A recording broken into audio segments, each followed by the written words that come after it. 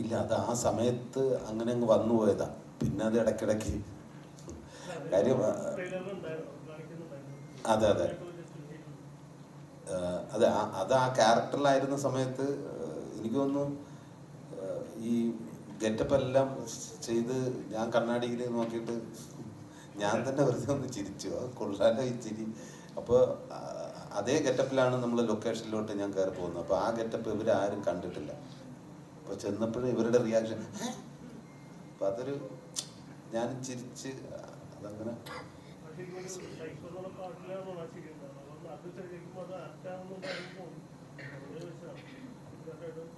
അത് ഡയറക്ടർ പറഞ്ഞു അത് ഓക്കെയാണ്, പക്കയാന്ന് പറഞ്ഞു.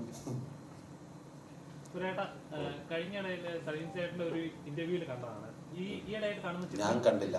അല്ല, അഭിമുഖത്തെ ഉണ്ടായിരുന്നു. അതായത് ഈയിടെ ഇറങ്ങുന്ന ചിത്രങ്ങൾ മുഴുവൻ ശുദ്ധഹാസ്യയില്ല, അത് ചിരിച്ചിറങ്ങാൻ പറ്റുന്ന നല്ല പടങ്ങളില്ല, ശരിക്കും മിസ് ചെയ്യുന്നുണ്ട് എന്ന്. താങ്കൾ ഇപ്പോൾ നല്ലൊരു ഹാസ്യ നടനാണ്, ഒരുപാട് ചിത്രങ്ങൾ മലയാളികൾക്ക് അങ്ങനെ സമ്മാനിച്ച ഒരു വലിയ നടനാണ്.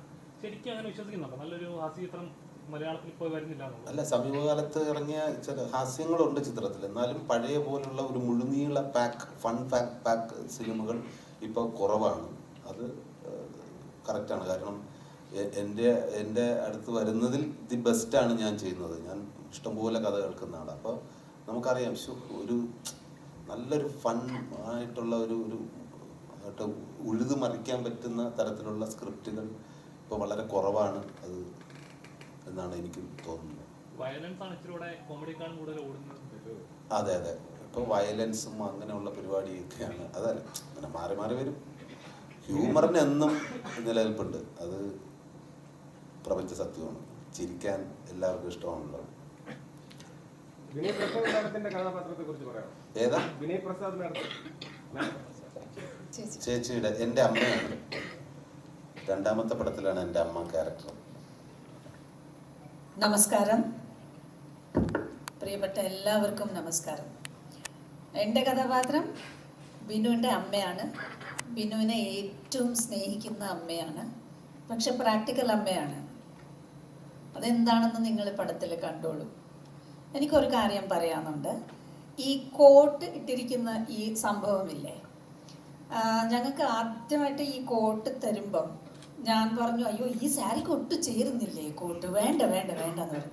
അപ്പോൾ ഗ്രേസ് പറഞ്ഞു, അയ്യോ കോട്ട് വേണ്ട, കോട്ട് ഇടുന്ന പോലത്തെ ഡ്രസ്സല്ല ഞാൻ ഇട്ടിരിക്കുന്നത്. അപ്പോൾ ഈ ദിൽനയും പറഞ്ഞു, അയ്യോ കോട്ട് വേണ്ട കോട്ട് വേണ്ട. കോസ്റ്റ്യൂമർ ഇത് കൊണ്ടു തന്നപ്പോഴാണ് ഞങ്ങൾ ഇതൊക്കെ പറഞ്ഞത്. അപ്പോഴാണ് ഈ മുഴുവൻ ടീം കോട്ട് ഇട്ടിട്ട് റൂമിൽ കയറി വന്നിട്ട് ലിസ്റ്റിഞ്ചി പറയാൻ തുടങ്ങി. ഇത് നോക്കൂ, നമുക്കൊരു 10 മിനിറ്റ് ഒരു പോസാക്കാൻ വേണ്ടിയിട്ട് ഇതൊരു വാർത്തയാവും, ഇതൊരു ഇതാവും, സംഭവമാടും കേട്ടോ, ഇതൊന്ന് ഇടണം. അല്ല നോക്കൂ ഇതൊന്ന് ഇട്ട് നോക്കൂ എന്ന് പറഞ്ഞിട്ടാണ് ഒരു 10 മിനിറ്റ് ഇട്ടിട്ട് ഒന്ന് മാറ്റിയാൽ മതി എന്നാണ് പറഞ്ഞത്. പക്ഷേ അവിടെ ഞങ്ങളെ സമ്മതിപ്പിച്ച് ഇത് ഇടാനായിട്ട് നിർബന്ധിച്ചു. പക്ഷെ ഇതുവരെ ഇട്ടോണ്ടിരിക്കുന്നു, ഞങ്ങൾ കംഫർട്ടബിളായി. സോ ഇങ്ങനെ ഈ സമ്മതിപ്പിക്കാനുള്ള ഒരു കഴിവാണ് ലിസ്റ്റിൻജിക്ക് ഉള്ളത്. അതുകൊണ്ടാണ് അവരുടെ പടങ്ങൾ വ്യത്യസ്തമായിരിക്കുന്നു എന്നാണ് ഞാൻ പറഞ്ഞു വരുന്നത്.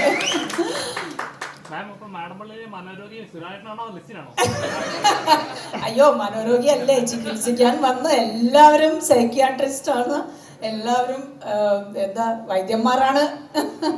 പിന്നെ ആമിർജി ആദ്യമായിട്ട് ഈ പടത്തിനെ കുറിച്ച് ഈ കഥ എനിക്ക് പറഞ്ഞു തരുമ്പോൾ എനിക്ക് പല ചോദ്യങ്ങളുണ്ടായിരുന്നു അങ്ങോട്ട്. എല്ലാ ചോദ്യത്തിനും ഒരു സമാധാനകരമായ ഉത്തരമാണ് എനിക്ക് ആമിർജി തന്നത്. എന്നിട്ടാണ് ഞാൻ ഈ ക്യാരക്ടർ ചെയ്ത് നോക്കാം എന്നാണ് ഞാൻ ഇതിന് സമ്മതിപ്പിച്ചത് പോലും. നന്നായിരുന്നു, വെരി നൈസ് എക്സ്പീരിയൻസ്. ഈ ഇഡി കുടുംബം, ഈ കന്നഡയിൽ ഒരു വാർത്തയുണ്ട്, ഇടി എന്ന് പറയുമ്പോൾ അത് മുഴുവൻ എന്നാണ് പറയുന്നത്. അപ്പോൾ ഇടി കുടുംബം, മുഴുവൻ കുടുംബം കൊള്ളാം. പിന്നെ ഇതിൽ ഞങ്ങൾ സംസാരിക്കുമ്പോൾ പറയാറുണ്ട്, എൻ്റെ കോഫിയിൽ കുറച്ച് എക്സ്ട്രാ ഷുഗർ ഇടണേ, കുറച്ച് എക്സ്ട്രാ പവർഫുൾ ആക്കണേ, എക്സ്ട്രാ കടുപ്പം ഉണ്ടാവണേ എന്നൊക്കെ പറയാറുണ്ട്. അങ്ങനെ ഇത് ഞങ്ങളെല്ലാവരും ഇപ്പോൾ എക്സ്ട്രാ ഡീസൻ്റായി എക്സ്ട്രാ ഡീസെൻ്റായി. പിന്നെ ഈ സിറ്റിയിൽ കയറി വരുമ്പോൾ തന്നെ ജംബോ എക്സ്ട്രാ സ്പെഷ്യൽ പോസ്റ്റേഴ്സ് ഉണ്ടായിരുന്നു. ഒരു മഞ്ഞ കളറിൽ വലിയ പോസ്റ്റേഴ്സ് ഒക്കെ കാണുമ്പോൾ ഭയങ്കര സന്തോഷമാണ്. അപ്പോൾ എക്സ്ട്രാ പോസ്റ്റേഴ്സുമായി അങ്ങനെ ഇത് എക്സ്ട്രാ ഹിറ്റ് സിനിമ ആയിരിക്കണം എന്നാണ് എല്ലാവിധം ആശംസകൾ. Thank you. അപ്പോൾ നമുക്കിപ്പം ദില്ലയുണ്ട്. ദില്ല ക്യാരക്ടറിനെ കുറിച്ച്. ഞാൻ ഇതിൽ സുരാജ് ഏട്ടൻ്റെ ഗേൾ ഫ്രണ്ട് ആയിട്ടാണ്. അപ്പോൾ സുരാജ് ഏട്ടൻ്റെ എക്സ്ട്രാ ഡീസൻറ്റ് മുഖം മാത്രം കാണാൻ ഭാഗ്യമുള്ള ഒരു ഗേൾ ഫ്രണ്ട് ആയിട്ടാണ് സിനിമയിലുള്ളത്. ബാക്കി സിനിമ കാണുമ്പോൾ മനസ്സിലാവും. എനിക്ക് ഒരു കാര്യം കൂടി പറയാനുണ്ട്. ഈ സുരാജ് എന്ന് പറയുന്ന ആർട്ടിസ്റ്റ് ഭയങ്കര അൺപ്രഡിക്റ്റബിൾ എക്സ്ട്രാ ആർട്ടിസ്റ്റാണ്. ഞങ്ങൾക്ക് കുറേ പടത്തിലൊക്കെ കണ്ടതാണ്. പക്ഷെ ഇതിലൊരു വേറൊരു ലെവൽ എക്സ്ട്രാ ഡീസൻസിയാണ് കാണിച്ചിരിക്കുന്നത്. അവരുടെ മുമ്പിൽ വെച്ച് അഭിനയിക്കാൻ നിൽക്കുമ്പോൾ നമ്മൾ അങ്ങനെ കണ്ട് നോക്കിക്കൊണ്ടിരുന്ന് പോകും. അതുവരെ he is an extra unpredictable performer and it is my honor to share the screen with him as his mother. Thank you. ഒരു കാര്യം കൂടെ പറഞ്ഞോട്ടെ. ഞാൻ നേരത്തെ പറഞ്ഞില്ലേ ശ്യാമിനെ തലേ ദിവസം വിളിക്കും എന്നുള്ളത്. സുരാജന്റെ ഈ എക്സ്ട്രാ ഡീസൻസി മാം പറഞ്ഞപ്പോൾ ഓർത്തൊരു കാര്യമാണ്. നമ്മൾ ഷോട്ട് എടുക്കുന്ന സമയത്ത് ആക്ടേഴ്സ് നമ്മളോട് വന്നിട്ട് നീ എന്താ ചെയ്യാൻ പോകുന്നത് എന്നൊക്കെ ചോദിക്കുന്നത് എക്സ്പീരിയൻസ് ഉണ്ട്.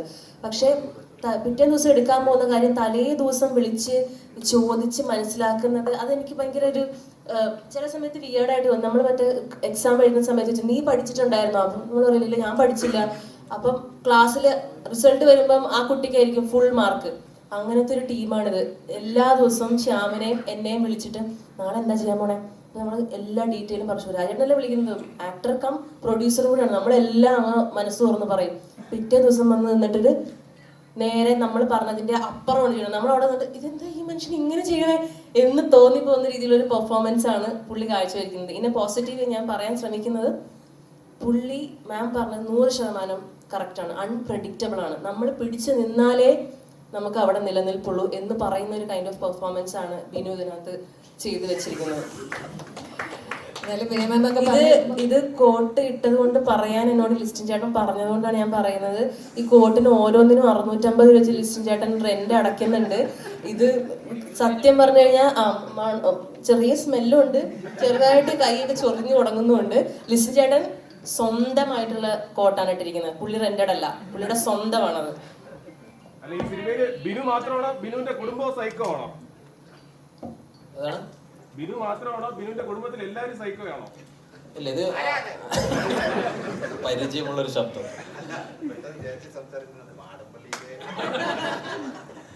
അല്ല, സൈക്കോ നേരത്തെ നമ്മൾ പറഞ്ഞ പോലെ ഇതങ്ങനെ ഒരു സൈക്കോ എന്ന പോയിന്റിൽ മാത്രം നിർത്താൻ പറ്റുന്നതല്ല. ഓരോരുത്തരും ഫാമിലിയും അങ്ങനെ എല്ലാവരും സുരാജേട്ടന്റെ ക്യാരക്ടർ ഫ്ലേവറിനകത്ത് നിൽക്കുന്ന ആൾക്കാരാണ്. അതുകൊണ്ടാണ് പോസ്റ്ററിലൊക്കെ മഞ്ഞ. നോർമലി നമ്മൾ ഭ്രാന്തുള്ളവർക്ക് മഞ്ഞക്കാട് കൊണ്ട് നടക്കുന്ന സംഭവമുണ്ടല്ലോ. ഇത് സിനിമ അവസാനിക്കുമ്പോൾ മഞ്ഞക്കാടാണോ റെഡ് കാർഡാണോ ഗ്രീൻ കാർഡാണോ എന്നുള്ളത് അവസാന കാർഡിൽ എന്തായാലും ഉണ്ട്, സിനിമയുടെ എൻ കാർഡിൽ. കേരളത്തിലെ വലിയ സൈക്കോ ഷമ്മി നമ്മുടെ ഫഹദാണ്. അപ്പം ഫഹദിനെ വെല്ലോ സൈക്കോ ബിനു 20-ാം തീയതി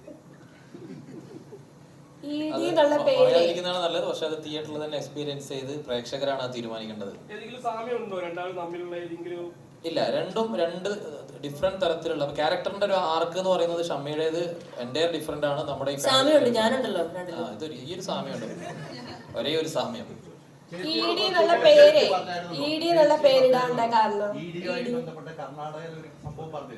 അല്ല, ED എന്നുള്ള പേരിടാൻ കാരണം എക്സ്പീരിയൻസ്ഡ് ഗായ്. അപ്പൊ പിന്നെ ആ പേരിട്ടത്